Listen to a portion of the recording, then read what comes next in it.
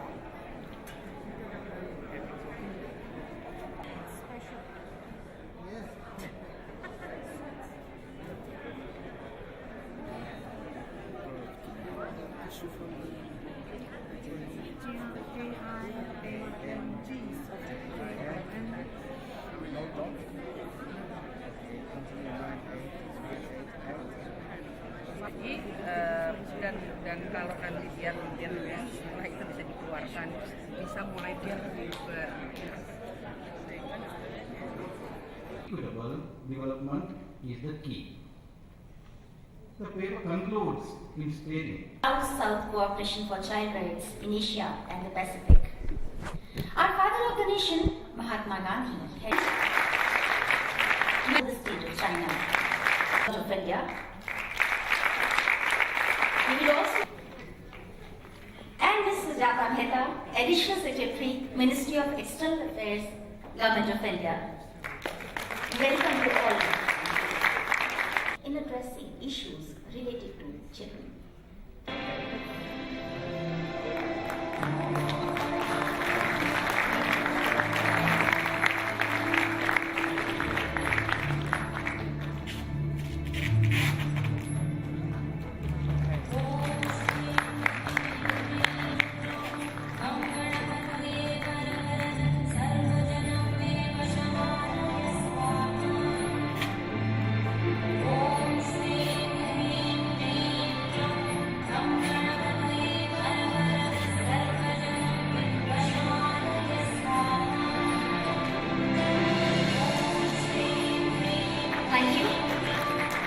此次会议再一次为我们提供了难得的交流平台，大家可以进一步研讨千年发展目标的落实。Child rights are fundamental to all cultures and societies, and the protection, respect, promotion, and fulfillment of child rights are vital for economic growth and human development.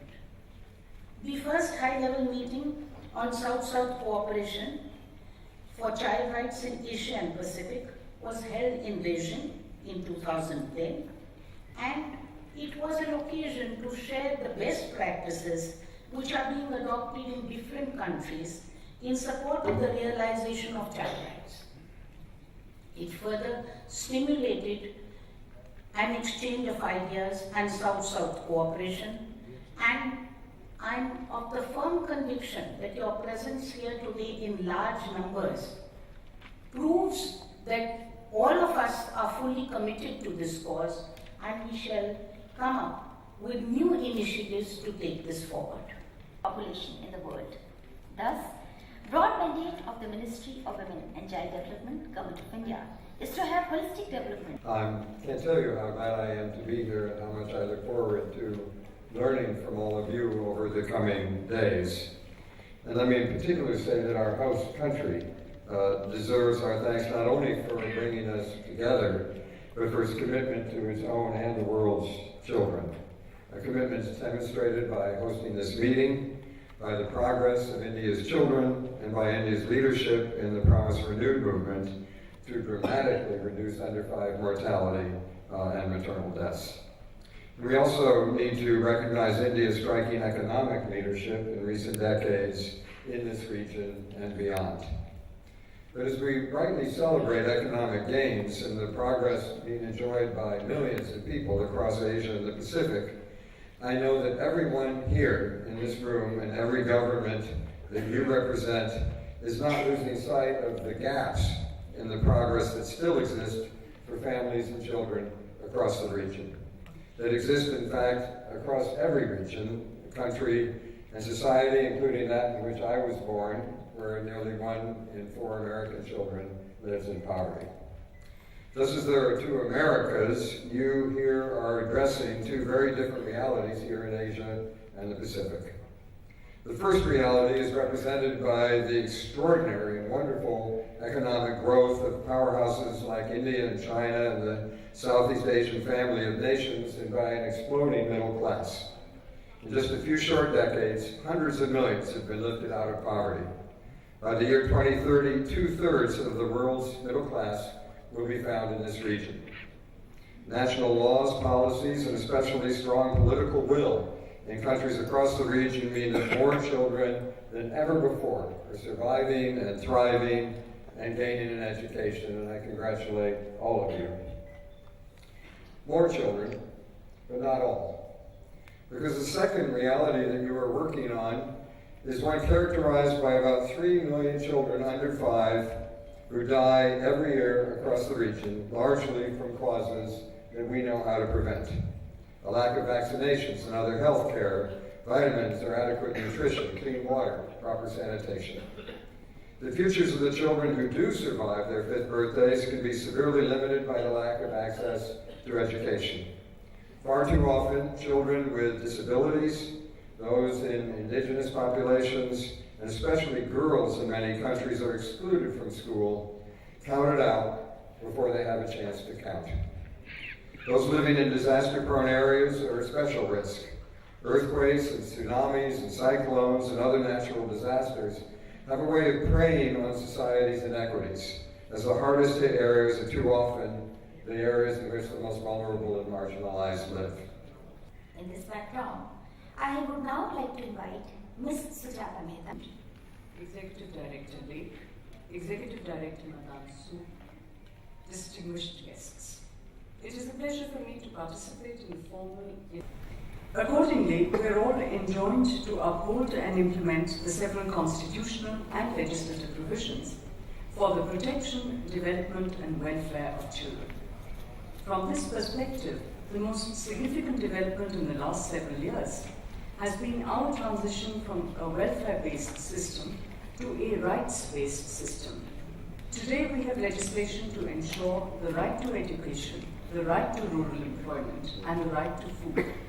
These are very significant commitments, keeping in view the many millions of our people who are guaranteed access to these rights thereby. Combined with these, the right to information has also been legislated and guaranteed, bringing about transparency and accountability in government. All these developments have taken place within the last decade. Education, food, employment, and good governance. I'm confident that each one of these rights will have a direct and positive impact on securing the rights of children, the right of every child to a bright future in our country. In parallel, and within this framework, India has developed and implemented several seminal child welfare measures, like the flagship Integrated Child Development Services, the Universal Immunization Program, the Reproductive and Child Health Program, and so forth, which have had significant impact on the welfare of our child population. Consistent with the several legislative steps that have been taken to secure and reinforce the rights of children, We do believe that the UN Convention on the Rights of the Child will be implemented in the same purposeful and meaningful manner. 了解和友谊。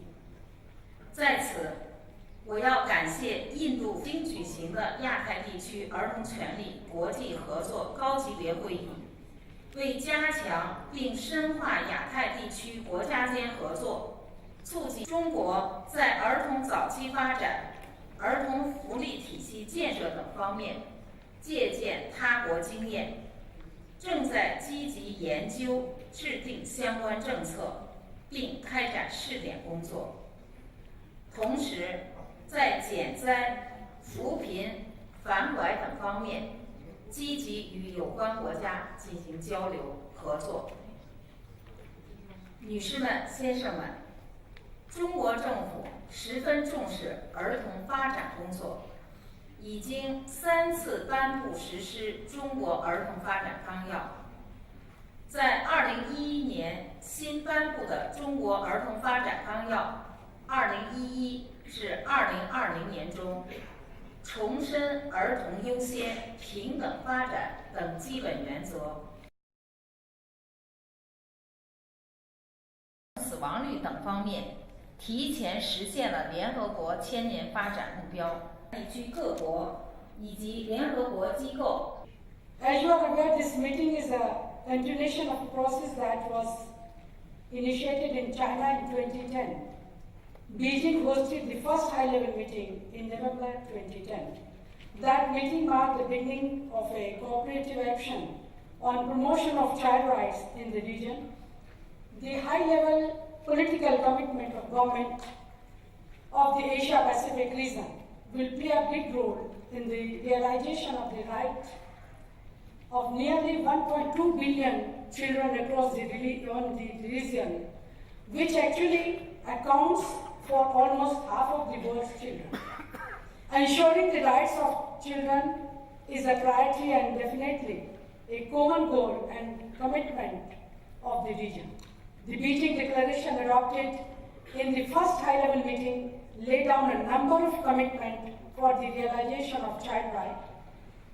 The improvement in the collection and use of data on disparities for making effective policies, developing practical measures for child-friendly, disaster risk reduction, and strengthening child protection system were some of the commitments made. The purpose of the second high-level meeting is to assess the progress made in realization of child rights. Since our first meeting, support each other in the promotion of child rights and encourage coordination for knowledge sharing and peer learning across the region. This will help us to build a better future for the children. The deliberation for the next 2 days will focus on 3 key areas: early childhood development, adolescent, and urbanization. We know that early childhood is the most important phase of life that determines health, education, and economic participation of a person for the rest of his or her life. This phase of life is marked by significant physiological, mental, and social change, which requires special measures. The third key area of the HLM is urban setting, which are the most dynamic in Asia and Pacific region, and provide key opportunities to realize child well-being outcomes. In urban areas, the most of the marginalized and destitute deserve particular attention. Children surviving on the streets and children experiencing violence and insecurity in urban settings require specific provisions from a wide range of stakeholders.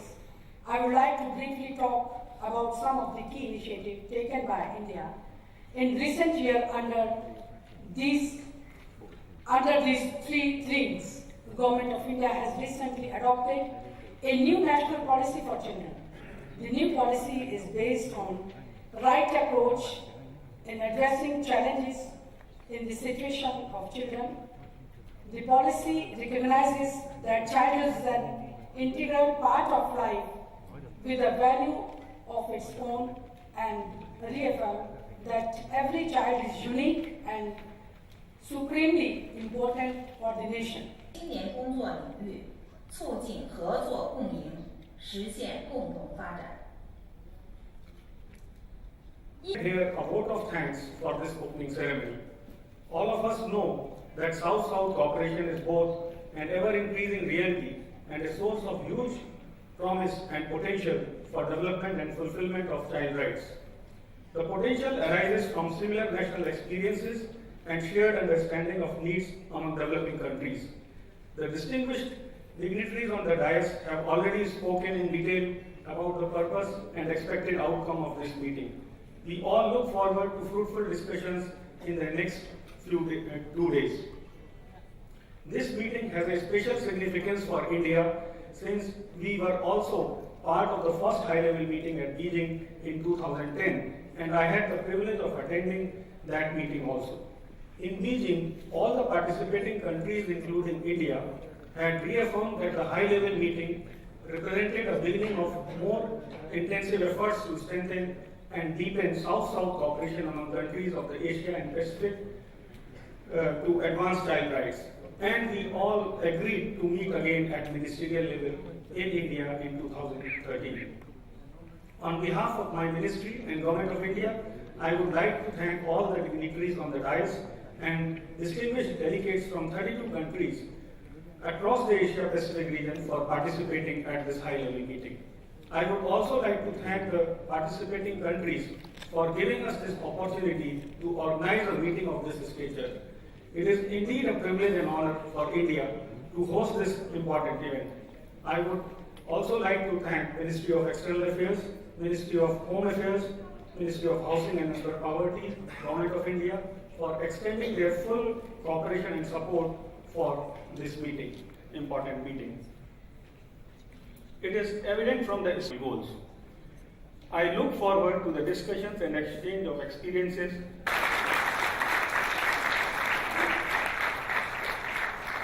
Near the stage for a group photograph. And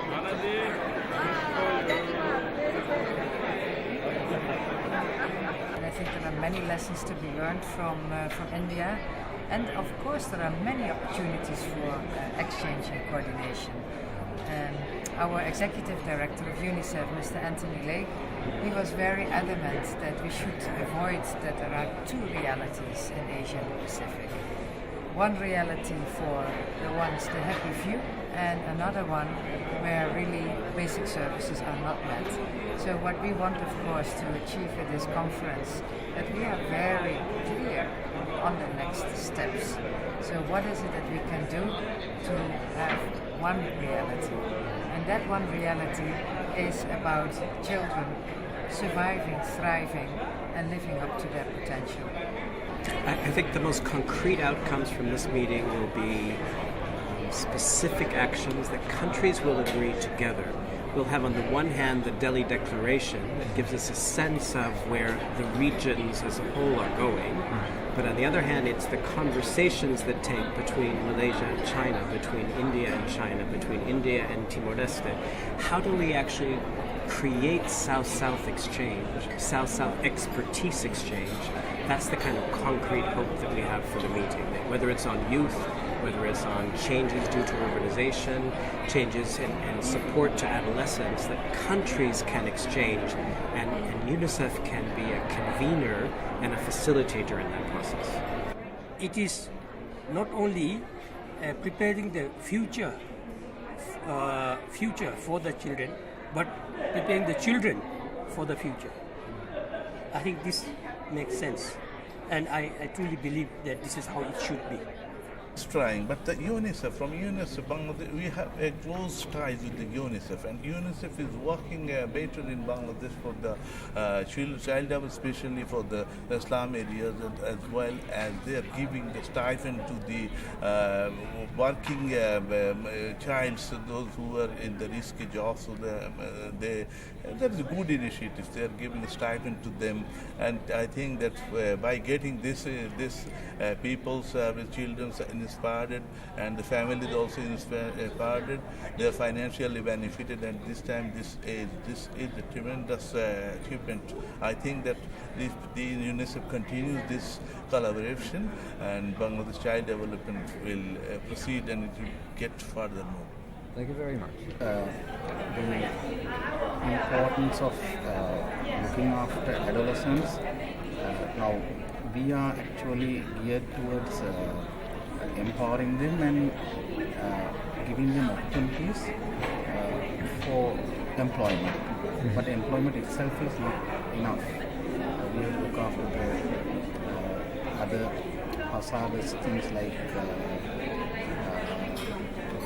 they are vulnerable to different elements like substances, which we heard here, and violence, inequalities. So therefore I think what I learned really is to implement a lot of equality towards adolescents. That's at primary level and secondary level. We have universal access and equity and quality in education, but when it comes to adolescents and youth, I think we have to be better. That's what I learned. And when you look at South-South cooperation, I think even within the South-South cooperation, there are island nations like Cook Islands or Marshall Islands and the Fiji, etc., whom I'm beginning to have a conversation with. And when you get to know people at a one-to-one basis, I understand there is an opportunity for dialogue from then onwards. So to take further some of the ideas that I'm beginning to see through the country presentations, which I'm very keenly listening into, I hope I'll be able to have some best practices that I could then take for the context of the Maldives and continue this conversation through either perhaps UNICEF, etc., as a medium, and continue to have conversations with countries that we will be able to learn from. Thank you very much. From the presentation, they mentioned about adolescence is the crucial transition from childhood to adolescent. That's why many challenges they face and problem the issue that they face. Therefore, we are here to support them to have a commitment. With UNICEF support, we can do something for the young people for the better life in the future. UNICEF role here to support the government, because the government has to have a commitment to do the things that they are discussed here. Although they have been the strategy plan, but they have to make sure and have a policy in place, a framework in place to support the young people and child rights in their country. Thank you. Because children are the future leaders of the country, each countries. If the children are healthy, educated, they will be the future, and they will be the property of the nations, and they can handle the nation in the right way. That's why it is very necessary to have the third high-level meeting in this field. Thank you. Thank you. On the other hand, we have funding, but we want to have more funding to be able to do faster work and to be able to take care of children. And the basic is that our drive is going to be that no child should be left out of school.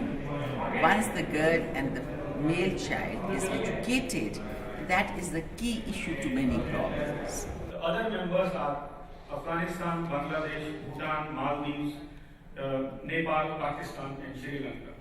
Through SADC experiences, formalized linkages and reinforced cooperation, part of the SADC Convention. Under this initiative, NIPSET has organized several training programs regarding projects to be sponsored by various countries. India has offered to take up 3 projects outlined in the list of 13 projects presented by ASEAN Secretary. In 2011, we hosted the WHO Southeast Asian region. The unit has also been set up. It says that South Asia has experienced a long period of robust growth, averaging about 6% a year for over 20 years. As previous speakers noted yesterday, the tiger and the dragon economies of the region are global powerhouses fueling global growth. Your countries have natural and human resources, busy modern cities, abundant talent, vitality, and energy. The world looks to this region for growth, for products, and for markets.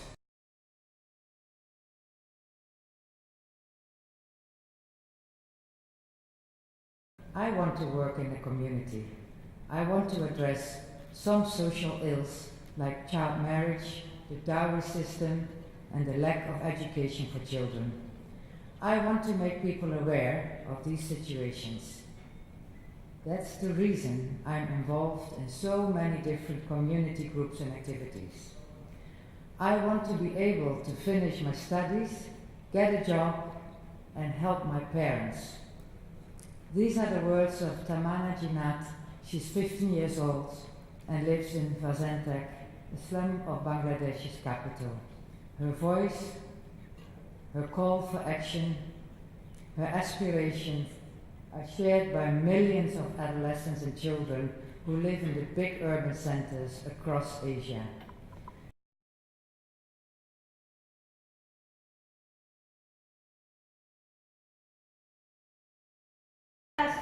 که در دومین اجلاس باشکوه همکاری‌های جنوب که در مورد پیشرفت‌ها، تجارب، مشکلات و چالش‌ها برای نجات، حمایت، انکشاف و سهمگیری حدود 1.2 میلیارد اطفال در منطقه بحث و تبادل نظر صورت می‌گیرد، خود را در بین دوستان منطقه‌ای خویش می‌بینم.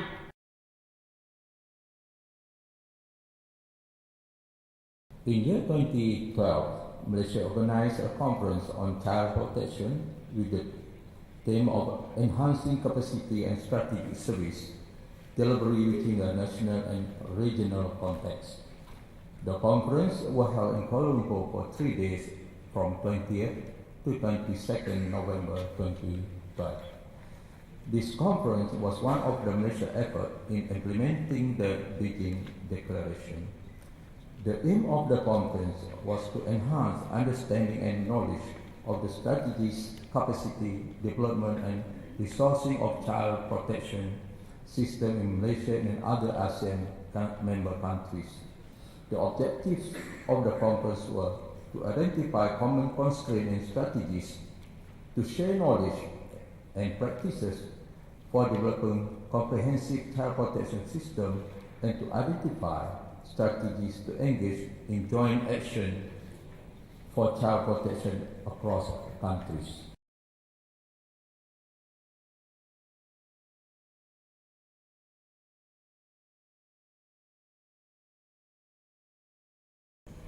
In this context, it makes the case that investing in adolescents can heal a demographic dividend in terms of social welfare, economic growth, and political stability.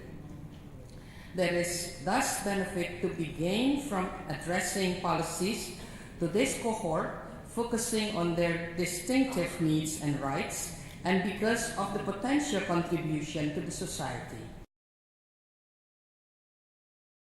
Most of you know that over 225 million adolescents live in India. They have a basic right to health, education, and life. There is need for sustained investment in ensuring that the adolescent rights and there are adolescent programs.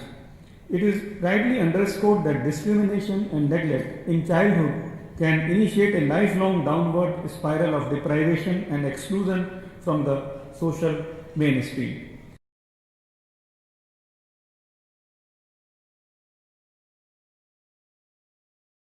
Constitution that recognizes the individual rights of all Fijians. It is a document that includes, for the first time, fundamental and basic rights of our children. Progress in the implementation of the Beijing Declaration on South-South Cooperation for Child Rights. Beijing Declaration in a number of areas and has had of the South-South Cooperation practices for the advancement of children's rights in Samoa. First, sector-wide approach in addressing child rights.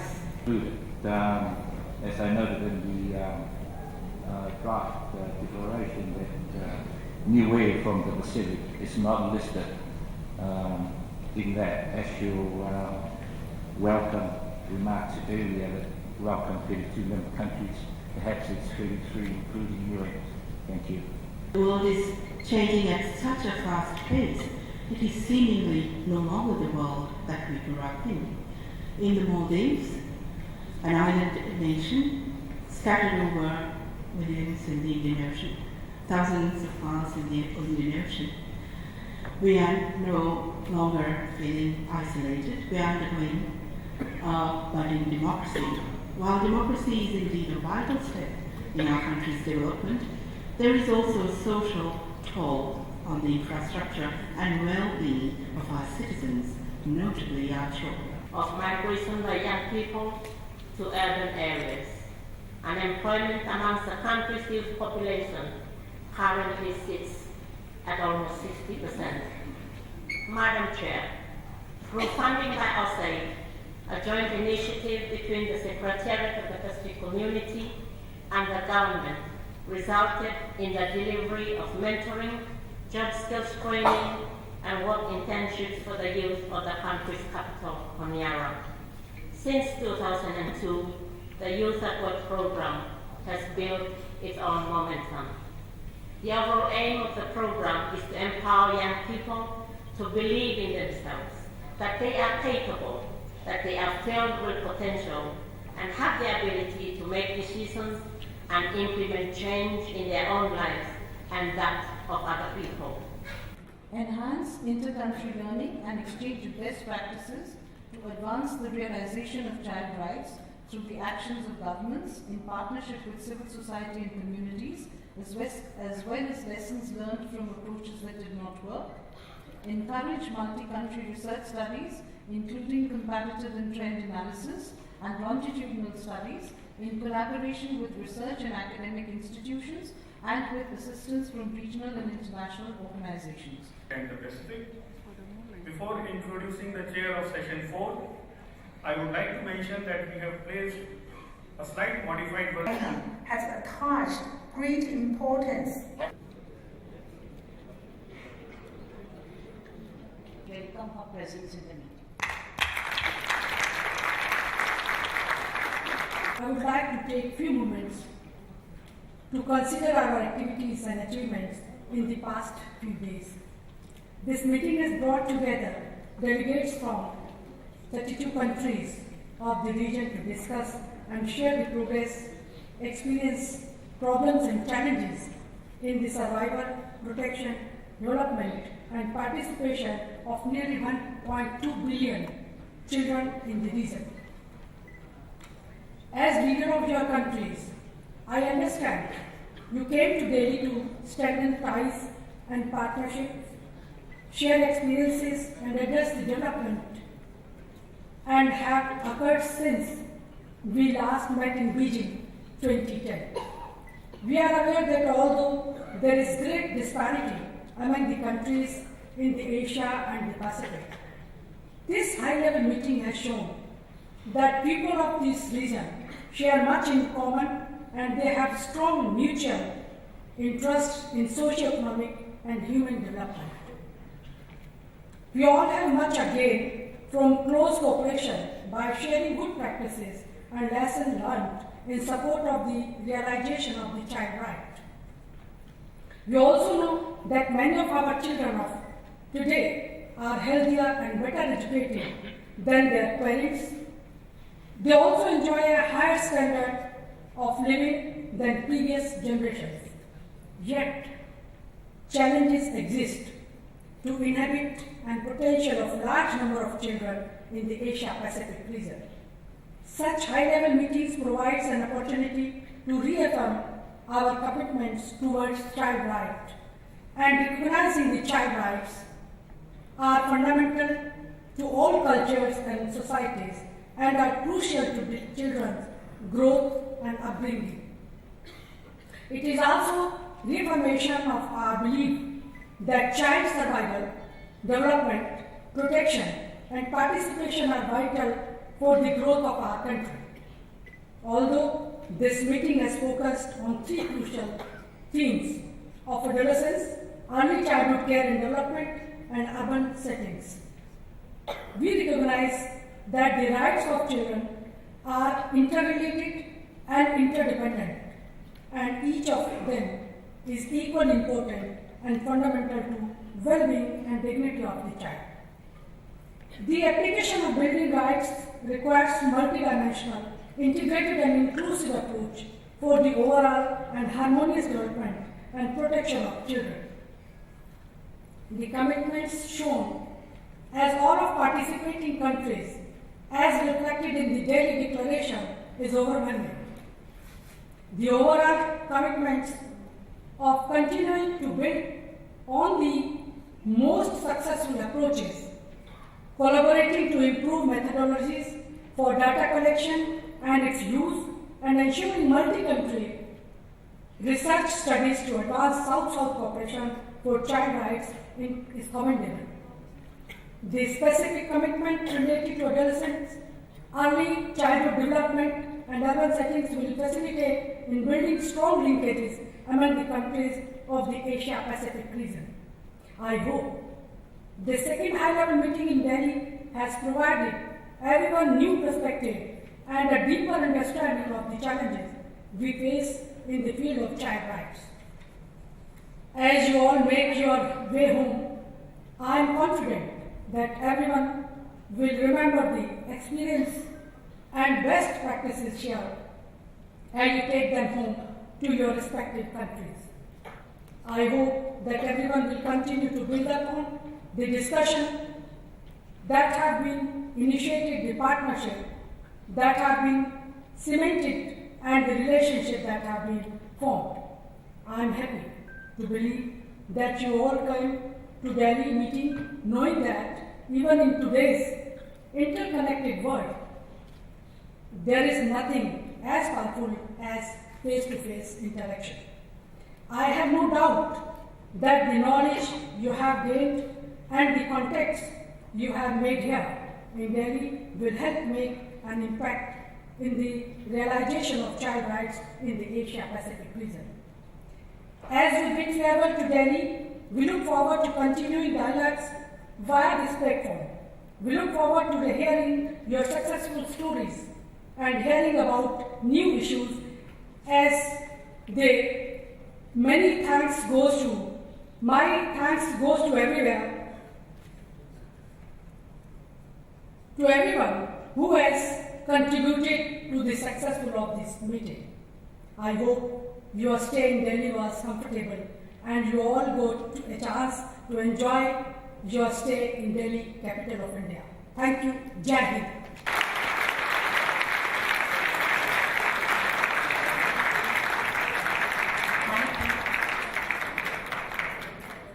Couple of months, there have been deep deliberations. We have received your comments.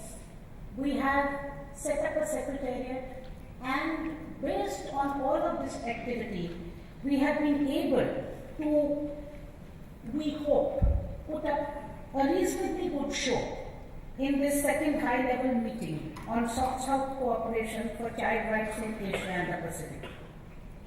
On behalf of Government of India and all of the other ministries which participated besides Women and Child, first of all, we thank the Minister for her leadership, and we thank her for helping us and guiding us through what became the final agenda and the Delhi Declaration. We would also especially like to thank all the chairmen of our different sessions. Madam Liang Hong, Division Director, Ministry of Commerce, China, Her Excellency Nina Sarjunani, Minister from Indonesia, Honorable Minister Begum Zakia Shahnawaz Khan from Pakistan, Honorable Mohan Lal Brio from Sri Lanka, Honorable Xavier D. Juarez from Philippines, the present chair, Sri Kashi from Malaysia, and all those who specially chaired sessions for us. The drafting committee, we have already thanked you. I would again like to thank you for the great effort you have put in. I'm sorry we did not leave much time between sessions for you to go around Delhi, and we hope you will now use the weekend to stay back, have a look at Taj Mahal, Delhi, and if there is any way we can assist you in doing so, Joint Secretary Shri Vivek Joshi and his team will be here to assist you. The Secretariat will be available to you tomorrow also. The adoption of the Delhi Declaration has restated our commitment to the realization of all rights of all children within our respective countries. Through the Declaration, we have reaffirmed that child rights are fundamental to all cultures and societies and are crucial to children's growth and upbringing. We all have restated our commitment to the realization of rights of children within our respective national jurisdictions. We are convinced that despite the great diversity represented by the 33 countries in Asia and Pacific participating in the high-level meeting, the people of the region share much in common, have strong mutual interests, and have much to gain from closer cooperation to share good practices and lessons learned in support of the realization of child rights. The discussions since yesterday have met with final approval, and we are greatly thankful to all countries for their massive cooperation in the same. Besides the countries who have come from outside and the delegations thereof, this is to thank the Ministry of External Affairs, Government of India, Ministry of Home Affairs, Government of India, the Bureau of Civil Aviation, Airport Authority of India, who made great facilitation for all our guests, also the Social Welfare Board for the support we had provided the Ministry in making this a success. A special thanks to UNICEF also for all their cooperation. Delhi Police and other service providers also were present throughout the conference as they are still till our honored guests depart. The wheels of this conference started from the declaration to host it, and I wish I could have announced the name of the next venue, but we have received a couple of offers and we are going to go through them and will inform you by next month about who would be your next host. Ladies and gentlemen, once again, with acclamation to you for your participation in this conference. Thank you.